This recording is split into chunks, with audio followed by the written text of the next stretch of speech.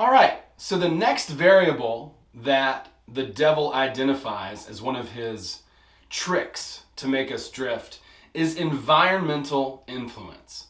Now, this is a little bit more difficult to break, I would say, than some of the other habits. But environmental influence, we all know how absolutely important it is. We know that whoever we're around, we start to pick up their gestures, our laughs change, the way we say things change based on our environment. If we're listening to, if we're listening to ads on television all day, if we have the radio up in our car all the time, or on NPR, you start to talk like Ben Stein, you get that NPR ASMR brainwash going on, and before you know it, all things considered, you pick up the inflections, the tones, everything. So if that's not enough evidence that your environment is incredibly important, I don't know what is. The devil says that hypnotic rhythm, thought habits are stimulated by environmental influences. The material on which thoughts are fed come from one's environment. And so we see this all the time. If you're around a bunch of negative people, you're going to hear jarring negative thoughts all the time, and eventually you're going to succumb to that type of thinking. There's just no way to beat it. And here's why I say that. Because a palm tree doesn't grow in Alaska, and a willow oak doesn't grow in the Caymans. All right, nature establishes these hypnotic rhythms, these patterns, and there's no escaping it. It becomes permanent, right? Or permanent over the course of our life, right? Subjectively permanent for us. So that if we are negative all the time, well, we are going to wash down and we're going to get flushed down the thought toilet. All the thought habits are made permanent by hypnotic rhythm. The most important part of one's environment is that created by association with others. People absorb and take over, either consciously or unconsciously, the thought habits of those with whom they associate closely. Folks, you can't help it. Sometimes you do it consciously and you're like, oh, I love the way he says that. It's fun. I'm going to say it that way now. And it's a fun game. But there's things that you're picking up on subconsciously that you're not even aware of. People's outlooks, their attitudes, their emotional perspectives, politics, all this stuff. You're subtly picking up on all this stuff, and you're going to model it back to these people so that they accept you, because that's what we do as human beings, right? We want to be accepted. We want to be part of the tribe. We don't want to be kicked out, right? We talked about this earlier, how one of the last tricks that he had was humiliation from other people. So then the devil gives us an idea of which relationships matter most. Of course, romantic partner is number one. That makes a ton of sense, and that's kind of crazy. We won't get into it in this video, but wow, the subtleties of attraction and the differentiation there and how we attract the opposite of what we are so very often can somehow be incredibly, incredibly difficult as a habit to break.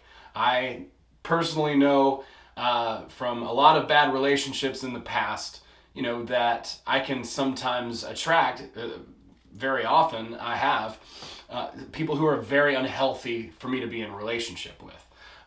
So, I'm sure I'm not the only one, but that takes just some awareness, right? It takes awareness to build basically a boundary that's strong enough to where, you're not going to be affected negatively by your partner.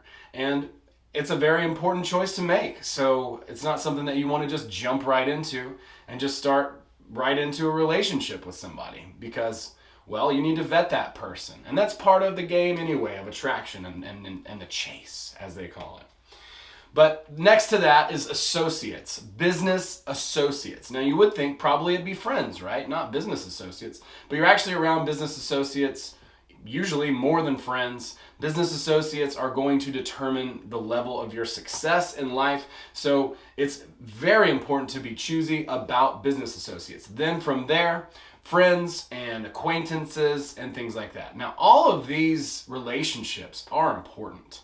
And for me personally, like my business relationships and friend group, it really overlaps. Which I think for me is healthy. You know, they say don't mix business with pleasure, but how are you supposed to have fun?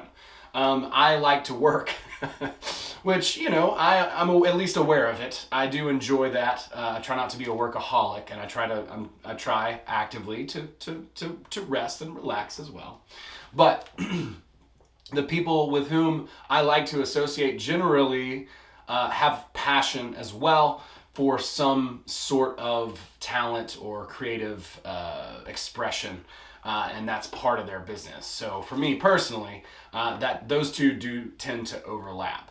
But business associates, very, very important. They have a saying, and I've said this before, it is hire slowly and fire quickly. And I think you should use that in your personal and professional life as well as romantic. The devil says one may change the influences of his environment so that the dominating influences are either positive or negative, and hypnotic rhythm will make them permanent, right? Again, it's a subjective permanence because we're not here forever, but look at the earth, right? These temperate zones have specific plants that grow there. You know, it's humid here, so a cactus doesn't grow. And then Napoleon Hill asks the devil, is there a way out for the drifter? And the devil says as much. Yes, there is a way out for the drifter. He must first stop drifting. And the devil gives us an incredible definition of drifting right here. He says, he must stop drifting and choose an environment which inspires thought. He says that drifting is nothing but a negative state of mind. Drifting is nothing but a negative state of mind. I'm going to say it one more time. Drifting is nothing but a negative state of mind. A state of mind conspicuous to its emptiness of purpose. Negative state of mind is developed from a lack of purpose. Do you know what your purpose is? Can you tell me in one sentence what your purpose is with absolute certainty and feel it in every cell of your body? I hope so. I really do. I hope that you can. You know, I think that's really important. For me, it's incredibly anchoring, grounding. It's something that I cling to every single day. It motivates me. It keeps me from freaking out. It helps me stay on my path, and also it helps me to shift to a different expression or function or action in order to maintain on purpose, but shift my planning around like he talks about in the book. So if you don't have it, I recommend sitting down and writing what you think it might be for 30 minutes until you write something that makes you cry. I got it from Steve Pavlina. All right, there we go. Then he goes into talking about what best practices might be. And he says best practices are to create a mastermind. Now, this is something that I'm just now really learning about and implementing. I got invited to be a part of a mastermind, and it's been incredible. There's some specific sort of ways that it rolls organizationally speaking, but suffice it to say that it's when a bunch of people get together, and each time they get together, one person shares something that they're trying to work on, and the other people help them with that specific thing. And I'm sure there's many other ways to do it. Like I said, this is the first one I've ever been a part of, and I'm ecstatic to be a part of it. And it's been very, very, very helpful and fun also to be a part of. So yeah, a mastermind. It's a group of people. It's like 5 people or so that are legitimately interested in helping one another out, staying positive, being a support group for those folks who are a part of the group. That's an incredibly beneficial thing that you could try, and I do recommend it. The devil then goes on to say that positive thought habits are controlled by the individual, whereas negative thought habits are controlling the individual. Okay, so he's given some good insights to this idea of drifting, which he's been talking about the whole book, and he's laying it right out there for you. Negative thought habits are drifting, okay? Those types of habits are basically being put under the spell of whatever the dominant ideas and thoughts are in your environment, which is probably going to happen anyway. So you might as well put yourself in an environment with a positive, overarching attitude, with people and situations that are inspiring and positive. You want to do that. It's important. Do it now. Do it as quickly as you can. He says those who control their environmental influences and thought habits are the masters of their realities, and those who don't are mastered by their realities. And then the devil starts to give us a little bit of insight into where these thoughts come from. What are they? And he starts to talk about how desire and shards of thought or ideas, when these come together, they start to create these thought habits. And these thought habits are what create laws of hypnotic rhythm.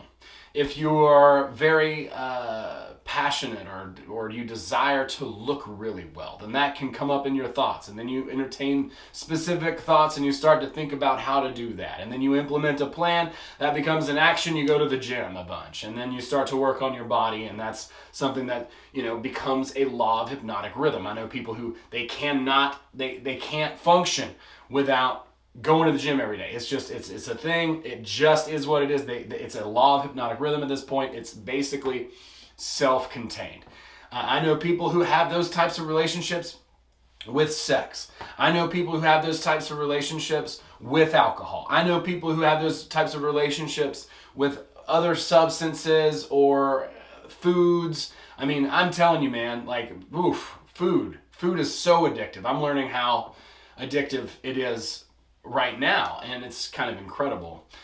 So just keeping in mind, the actions that we are carrying out every single day develop from habit of thought first and entertaining that thought. And the more we entertain that thought, the more momentum it gets, and then the more we begin to take action on it. Then the devil goes into the 10 most common motives, which is very interesting. So I'm going to put a pin in this, and we'll talk about the 10 most common motives and thought habits on the next video. Now, I just want to go ahead and say, if you've watched all these videos, you could have read the book by now. You could have listened to the interview by now. Listen to the interview with the devil. The part with Sharon Lecter, the whole audio book, is good. She makes some good insights, but I like the down and dirty, give me that ancient evil wisdom, Lord Satan. All right, folks. We'll see y'all on the next video, and we'll get even deeper. Thanks. Have a good one.